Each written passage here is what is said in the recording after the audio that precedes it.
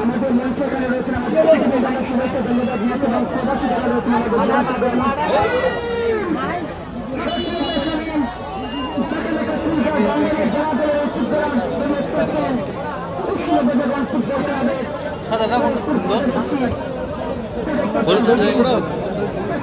team নাই না team নেই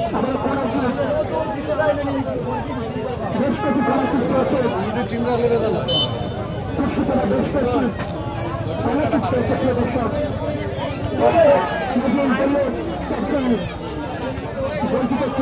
বাহার